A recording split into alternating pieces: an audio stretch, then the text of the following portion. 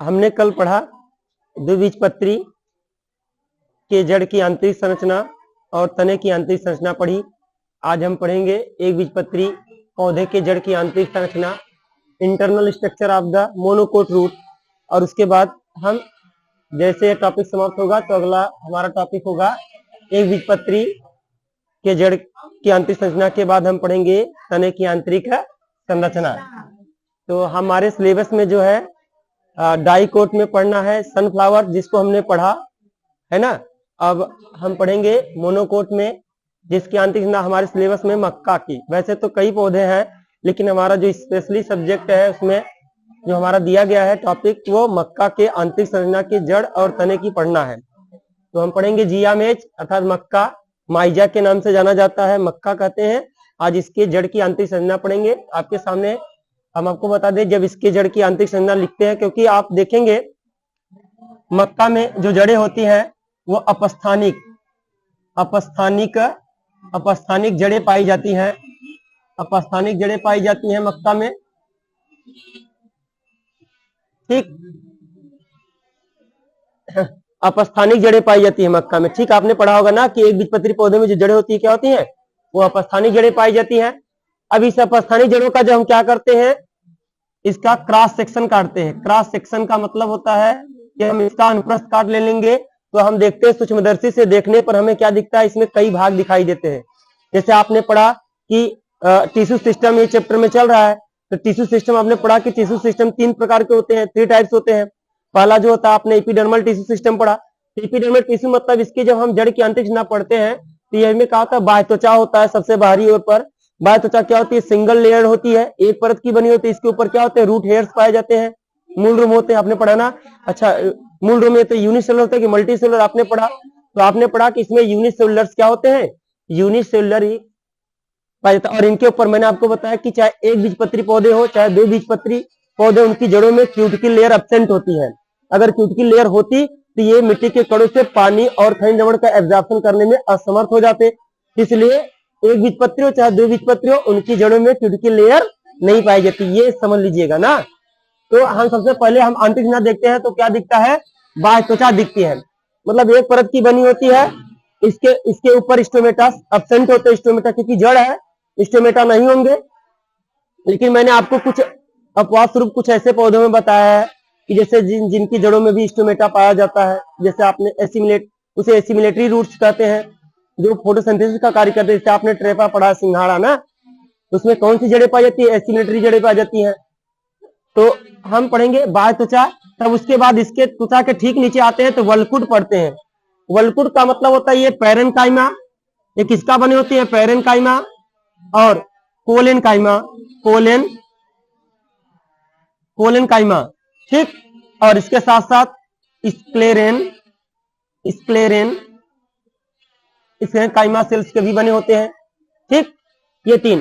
तो वल्कुट इसमें कितने भागों में बटा होता है देखते हैं, हाइपोडर्मिस में, अधस त्वचा में, और होता है एक इंडोडर्मिस। मतलब एपिडर्मिस के ठीक नीचे, यानी कार्टेक्स का वह भाग जो एपिडर्मिस के ठीक नीचे उपस्थित होता है वो हाइपोडर्मिस होता है, जिसमें पैरेनकाइमा और कोलेनकाइमा सेल्स प्रेजेंट होते हैं। क्योंकि जड़ है इसमें क्लोरोफिल एब्सेंट होंगे, याद रखिएगा, क्लोरोफिल एब्सेंट है, यानी क्लोरोफिल हरित लवक नहीं पाया जाता है, यानी क्लोरोप्लास्ट एब्सेंट होता है तो उसमें नहीं पाया जाएगा।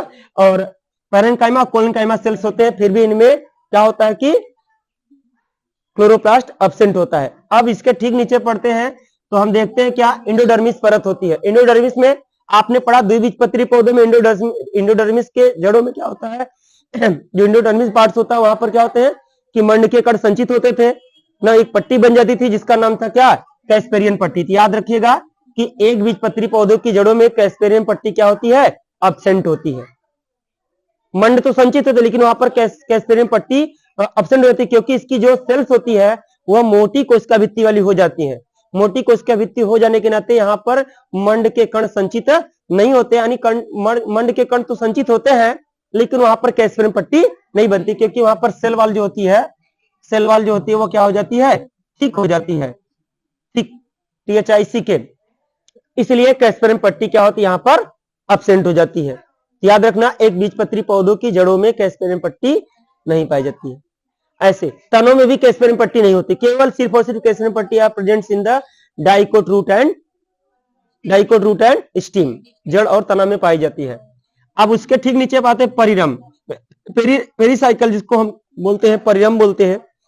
देखो परिरम तो होता है इनमें लेकिन एक्टिव बहुत ज्यादा नहीं होता है, क्योंकि परिरम आगे चल करके सेकेंडरी ग्रोथ करता है ना जी, क्या करता है ये, सेकेंडरी यानी द्वितीयक वृद्धि में सहायक होता है।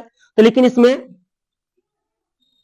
सेकेंडरी ग्रोथ जो होता है, सेकेंडरी ग्रोथ कम एक्टिव होता है। इसलिए याद रखना एक बीजपत्री पौधे की चाहे जड़ हो चाहे तना, उसमें एधा को हम क्या कह सकते हैं, कैम्बियम, क्या कह सकते हैं, कैम्बियम नहीं पाया जाता। इसलिए कैम्बियम जब नहीं बनता तो याद रखना इसमें संवहन मंडल जो होता है वह बिखरा हुआ होता है, जिसको हम लोग अपनी भाषा में क्या कहते हैं, भरण ऊतक, क्या कहते हैं, भरण ऊतक, ग्राउंड टिश्यू, ठीक, ग्राउंड टिश्यू, भरण ऊतक। जाइलम फ्लोएम क्या होते हैं, बिखरे होते हैं। और इसमें जाइलम फ्लोएम किस प्रकार का होता है मैं बता दूं आपको, बहिफ्लोएमी होता है। बहिफ्लोएमी का मतलब बताओ, बहिफ्लोएमी का मतलब क्या होता है जी, मतलब फ्लोएम बाहर की ओर हो, जाइलम अंदर की ओर हो, फ्लोएम बाहर की ओर हो, जाइलम अंदर की ओर हो, उसे हम बहिफ्लोएमी कहते हैं, यानी कोलैटरल वैस्कुलर बंडल्स कहते हैं। जब जाइलम अंदर की ओर, फ्लोएम बाहर की ओर हो और कैम्बियम भी ना हो, तो याद रखना इसमें जो संवहन मंडल होता है वह कैसा होगा, क्लोज्ड होगा। कैसा होगा, क्लोज्ड होगा। और कोलैटरल होगा, कोलैटरल मतलब बाइफ्लोएमी, closed collateral vascular bundles are present in the root of monocot. Monocot के पौधों में क्या होता है कि बंद प्रकार का बाइफ्लोएमी संवहन ऊतक पाया जाता है, संवहन ऊतक पाया जाता है और कैम्बियम भी नहीं बनता। लेकिन इसमें जो जाइलम और फ्लोएम होते हैं ये क्या होते हैं कि जगह जगह पर क्या होते हैं, बिखरे होते हैं।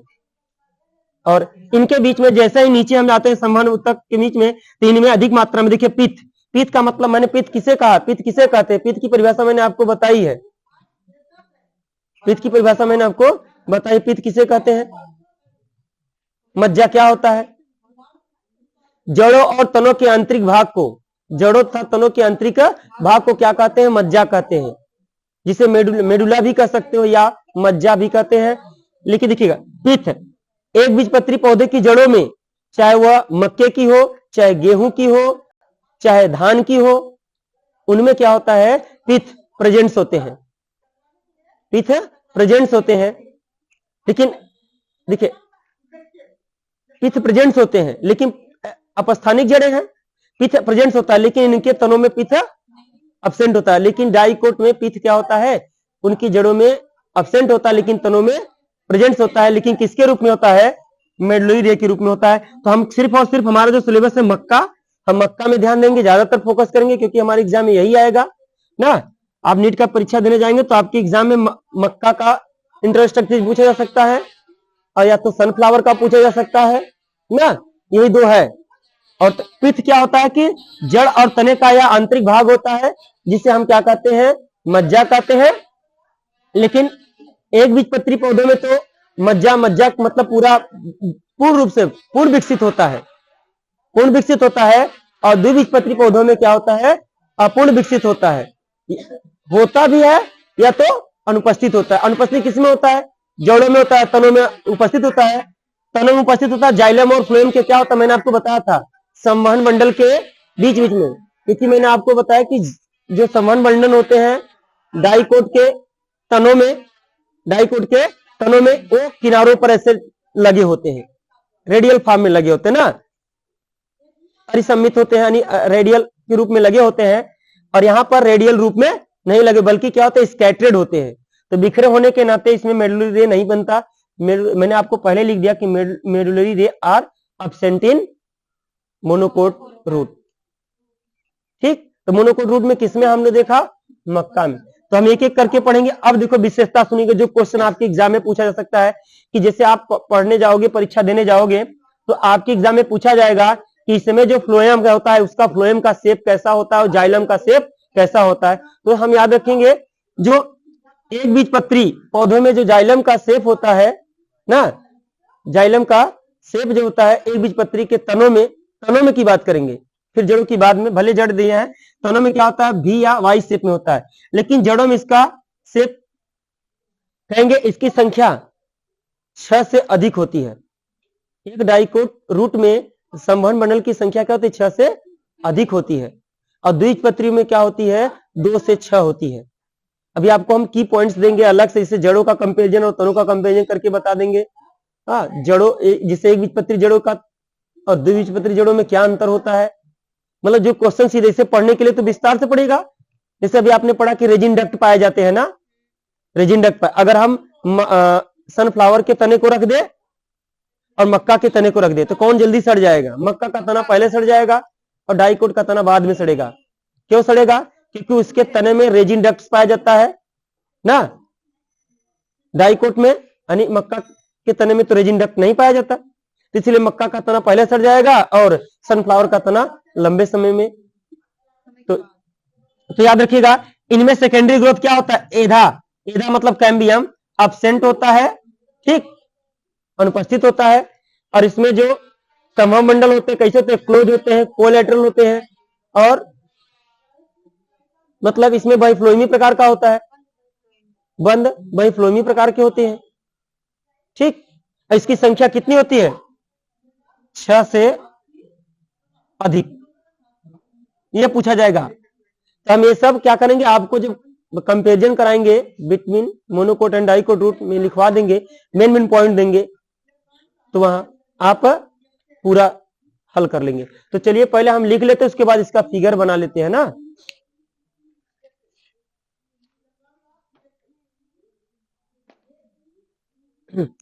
अच्छा, याद रखना इसमें कैस्परिन पट्टी नहीं बनती, एब्सेंट होता है ना, और डाइकोट में प्रेजेंट होता है, चाहे जड़ हो चाहे तना। अच्छा, इसमें एब्सेंट होने का कारण क्या है, इसमें सेल वॉल जो होता है वो थिक हो जाता है। जब थिक हो जाता है तो इस बढ़ने के लिए कोई चांस ही नहीं रहता, तो कैस्परिन पट्टी क्या होता है, बंद हो जाता है। तो इसमें कार्टेक्स के बीच में देखो इंट्रासेलुलर स्पेस बहुत ज्यादा होता है, और इसमें जाइलम फ्लोएम क्या होते हैं, बिखरे होते हैं, यानी संवहन मंडल क्या होता है, बिखरा होता है। इनमें कैम्बियम नहीं बनता, कैम्बियम न बनने के कारण क्या होता है, इनमें क्लोज प्रकार का संवहन ऊतक होता है जिसकी संख्या 6 से अधिक हो सकती है, 6 से अधिक। और द्विबीजपत्री पौधों में 2 से 6, 2 भी हो सकती है अथवा 6 हो सकता है। तो चलिए पहले हम एक करके लिखते हैं, कि एक बीजपत्री, हेडिंग ऐसे डायरेक्ट से लिखिए, एक बीजपत्री के जड़ों की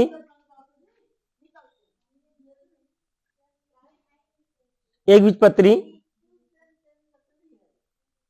जड़ों की आंतरिक संरचना को सूक्ष्मदर्शी से देखने पर, आंतरिक संरचना को सूक्ष्मदर्शी से देखने पर, आंतरिक संरचना को सूक्ष्मदर्शी से देखने पर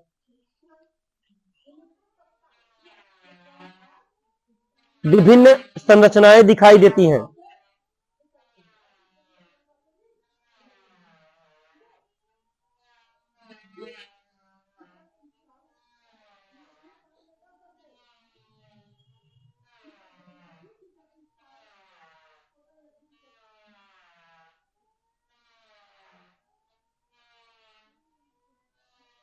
विभिन्न संरचना दिखाई देती है, ठीक, जैसे जैसे कौन कौन संरचना लिख लेना पहले, बात तो चाह इपीडर्मिस। देखो, अब इससे इपीडर्मिस को मैंने आपको और पहले बताया होगा, इसे इपीब्लेमा के नाम से भी,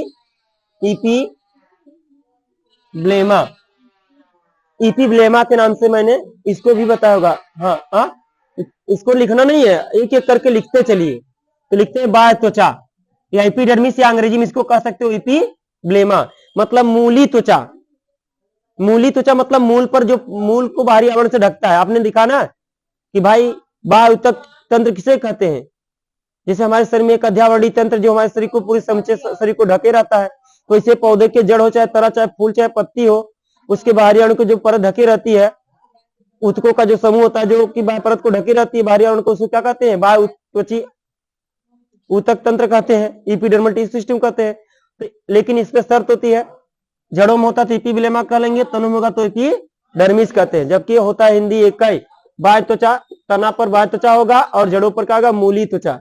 इनके ऊपर क्या होता है? रोम होते हैं ना। लेकिन एक बीजपत्री पौधों के जड़ों पर क्या होते हैं? रोम होते हैं। चाहे द्विबीजपत्री पौधों की जड़ों पर क्या होते हैं? रोम होते हैं, हेयर्स, रूट हेयर्स पाए जाते हैं, यूनिसेलुलर होते हैं ना। तो चलिए लिखते हैं पहला बाह्य त्वचा। लिखा यह जड़ की सबसे बाहरी, यह जड़ की सबसे बाहरी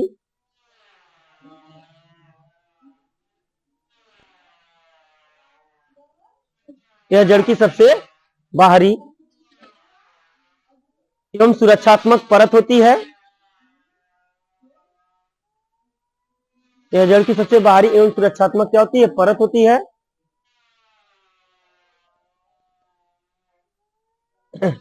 जिस पर क्यूटिकल, क्यूटिकल को हम हिंदी में कह सकते हैं उपचर्म, जिस पर क्यूटिकल, क्यूटिकल CUTICLI ना, क्यूटिकल क्वेश्चन लिख देना, उपचर्म, उपचर्म नहीं पाया जाता।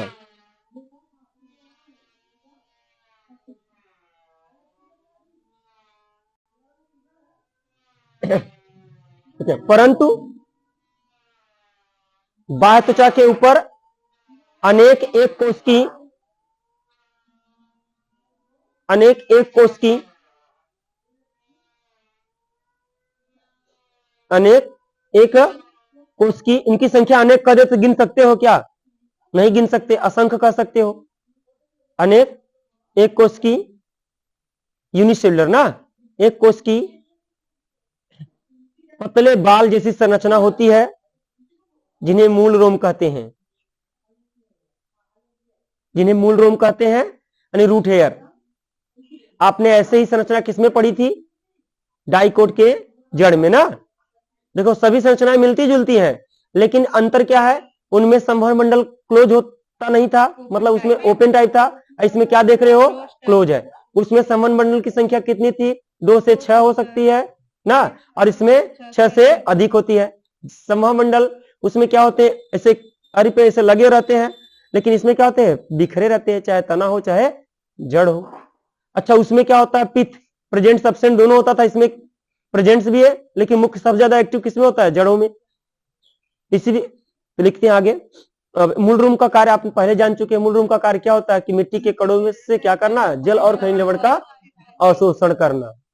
ठीक, तो चलिए इसको लिखना है। लिख सकते हो कि फिर से लिखोगे? यानी मिट्टी के कणों से जल का अवशोषण जड़ों में पाए जाने वाले किसके पाए जाने वाले मूल रोमों के द्वारा होता है। ये आपकी परीक्षा में पूछेगा कि जड़ों में जो मूल रोम होता है वह एक कोष की होता है कि बहुकोष की, और कार्य होता है ये एक कोष की होता है। इसका प्रमुख कार्य क्या होता है? मिट्टी के कणों के बीच से क्या करना?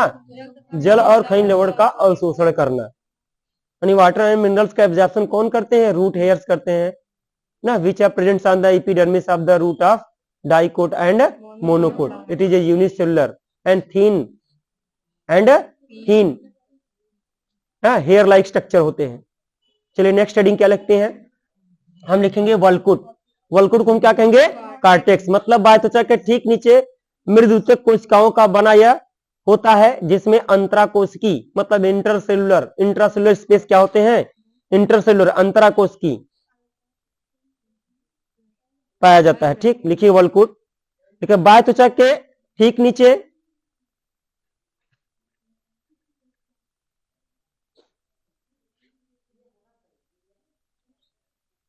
बाह्य त्वचा के ठीक नीचे, ठीक है, पैरेन्काइमा लिख लो, चाहे मृदुतकी कोशिकाओं का मृदुतकी कोशिकाओं का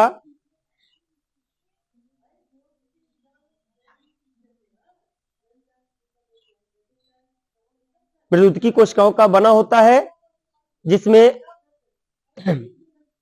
जिसमें अंतराकोशिकीय स्थान, इंटरसेलुलर नहीं कहेंगे बल्कि क्या कहेंगे हम लोग भैया, इंटरसेलुलर। जैसे अंतराकोशिकी को इंटरसेलुलर ना, और अंतर कोशिकी को इंट्रासेलुलर। देखो यहां पर इंटरसेलुलर होगा, उसको क्या बोलेंगे, इंट्रासेलुलर। ठीक, लिखते हैं, लिखा जिसके क्या लिखा आपने, जिसमें जिसमें अंतराकोशिकी, कोष्टक में लिख देना इंटरसेलुलर। क्या लिखोगे, इंटरसेलुलर स्पेस।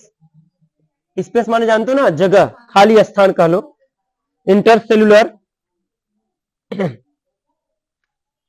मतलब अब स्पेस यस लगा देंगे तो भाई बहुवचन, मतलब एक नहीं बहुत होते, तो यस लगा देना, इंट्रासेलुलर स्पेस क्या होते, खाली स्थान पाए जाते हैं। तो था इनका कार्टेक्स किसका बना होता है, पैरेन्काइमा का। इनके बीच में इंटरसेलुलर स्पेस होता है कि नहीं होता है, यहां से क्वेश्चन पूछा जा सकता है, क्योंकि कार्टेक्स में इंटरसेलुलर स्पेस पाया जाता है। कार्टेक्स की कोशिकाएं पैरेन्काइमा सेल्स की बनी होती हैं। अब इसमें देखो, अगर इसको हम बांटे तो मैंने आपको बताया ना, कार्टेक्स वाला भाग कितने भागों में बटा होता है। तो द्विबीजपत्री पौधों में कहा होता है कि नॉर्मल कार्टेक्स होता है, जहां पर क्लोरोफिल्स प्रेजेंट होते हैं, लेकिन जड़ों में एब्सेंट होते हैं। ठीक, क्लोरोप्लास्ट क्या होता है, प्रेजेंट होता है, लेकिन तनों में प्रेजेंट होता है, जो कच्चे तने होते हैं, सैसे तना ना, तनों परिपक्व होने पर तनों में जो होता है कि जो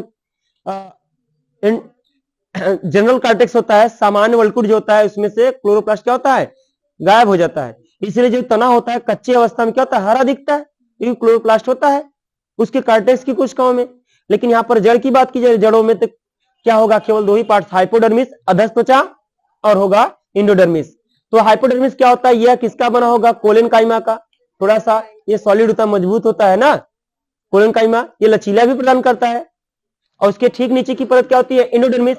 हाँ, एक चीज याद रखना, आपने पढ़ा कि एक बीजपत्री पौधों, द्विबीजपत्री पौधे में आपने पढ़ा कि इसका जो शेप होता है बैरल शेप होता है, मतलब ढोलक के जैसा होता है। वहां पर कैस्पेरिन पट्टी बनती थी, लेकिन इसका शेप ढोल के समान नहीं होता। यहाँ पर सीधा क्या होगा भैया, भैया यह इंडोडर्मिस परत में क्या बनती है कि कैस्पेरिन पट्टी एब्सेंट होती है, इसकी कोशिका भित्ति मोटी होती है।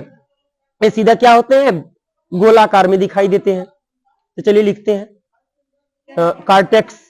ठीक है, ये दो भागों में बटे होते हैं। ठीक है, ये दो भागों में बटे होते हैं।